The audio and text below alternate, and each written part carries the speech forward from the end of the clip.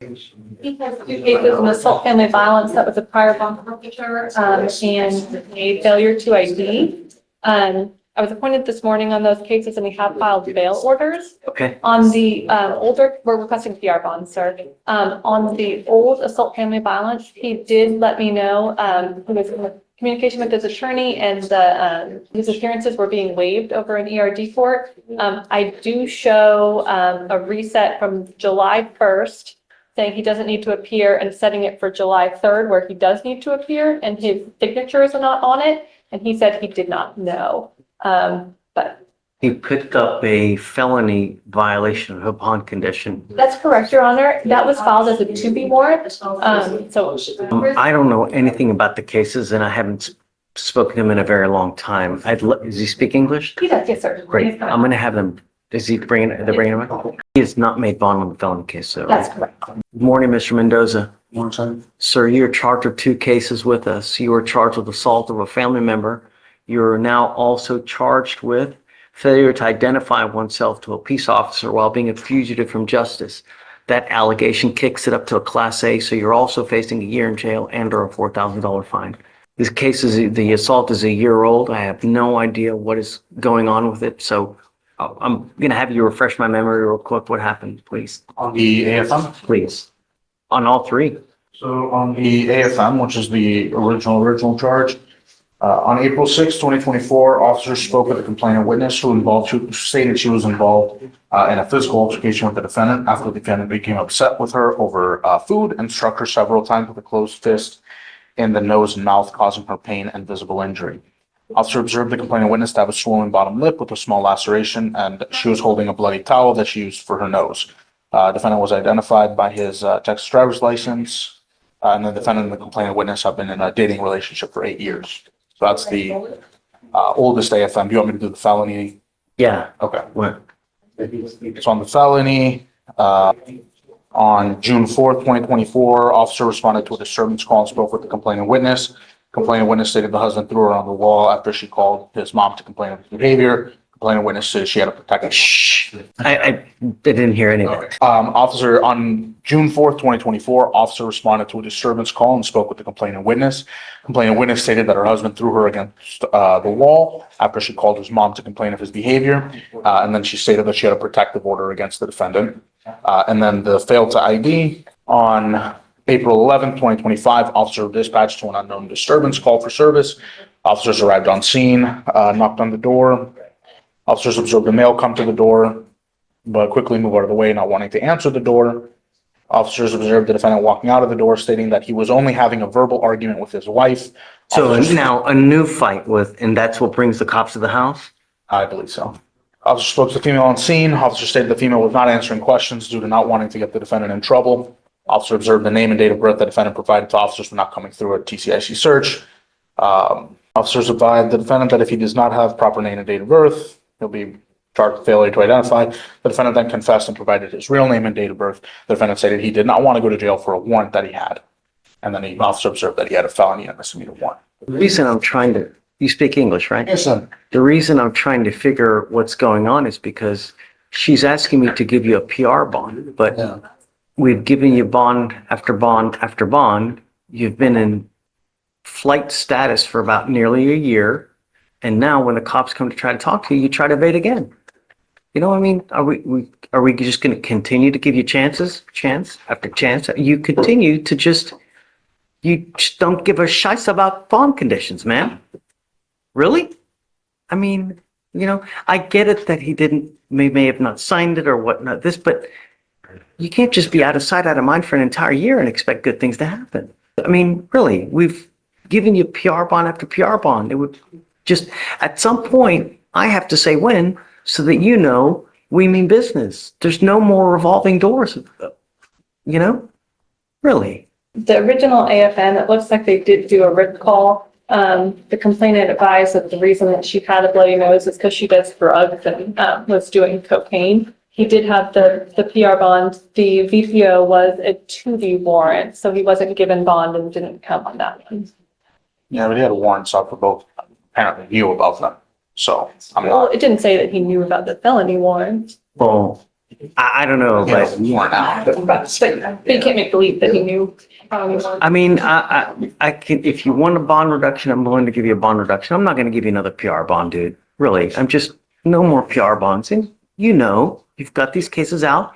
Just, you can't out of sight, out of mind. And the only reason you're here now is because you got into another damn argument. So, Mr. Mendoza, I am now issuing another protective order on this case. And I want you to understand that the Texas Constitution does not allow me, but in extremely limited circumstances, to have a hearing to hold someone at zero bond.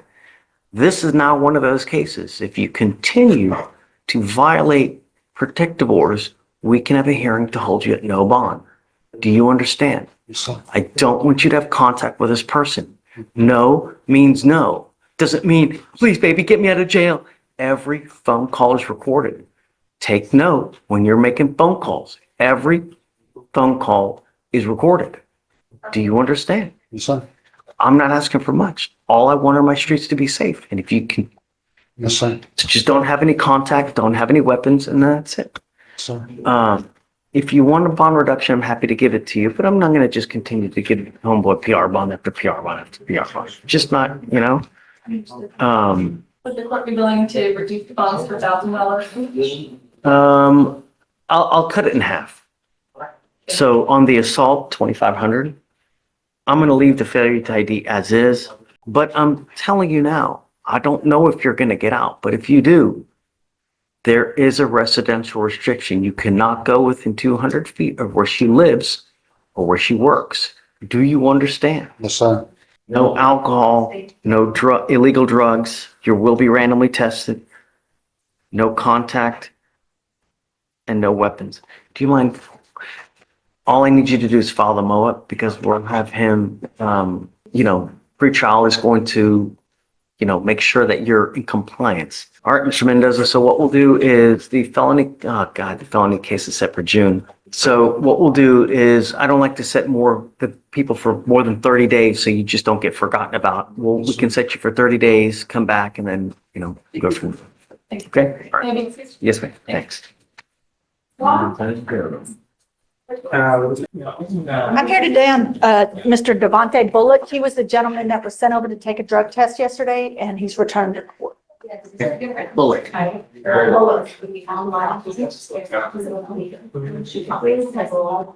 Next door, I think they are. Bulock, Your Honor, Bulock was presumptive positive to THC and it's pending a lab count. Okay. And he's here in the back of the court. And he did disclose to us that he had utilized THC recently. Come on, Mr. Bullock. You now stand charged with another burglary of a motor vehicle. So they now have you on 2 charges of burglary of motor vehicle. I'm telling you that I'm going to do everything in my power to protect my public. I don't care how old you are. I don't care how young you are. You go out there, you start acting a fool. It's not going to go well for you. Do you understand? I just set someone's bond now at nearly $30,000 because they're out there running amok. Don't do it. I'm going to test you 50 days from today. If I find that you continue to use, it's not going to go well for you. Do you understand? We need to do probable cause on the new B&B because we haven't done it. So do you mind? On the new case, Is that failure to ID? no. So there is a failure to ID.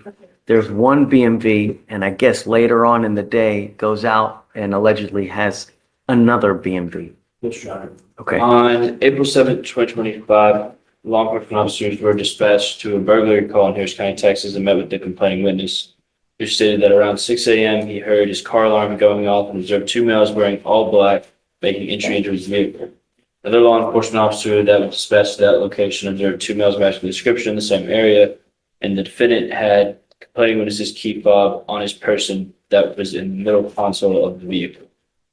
I believe when they broke it. So that's how they put him, because he's got someone else's key fob. Yes, Your Honor. Okay. Then he was identified by mobile AFIS. I think I need to get attached to that third one. We'll attach you to it now. Yeah. So do you want to file another one because he has a new case? Your Honor, One in 416? Yeah. Or I guess we need to get it over here. You want to do a transfer? Okay. Yeah. You want to? I was going to say that. On mine, it was still showing. Yes. I don't want you out in the middle of the night. I'm going to put a monitor on your ankle so I know where you are at all times. I don't want you to have any contact with the complaining witnesses in this case, and I don't want you to go anywhere where they live. You pick up a fourth case, I'm going to go haywire. Do you understand? What are you doing with yourself these days? Nah, I'm gonna finish school and I'll think about joining military. Not while you have all these cases open. Did you not get enough sleep last night? Not really. While these cases are open, you must either have a job or get back into school full time. When you have too much time on your hands, you become self-destructive. And the days of you just sitting doing nothing are not going to happen.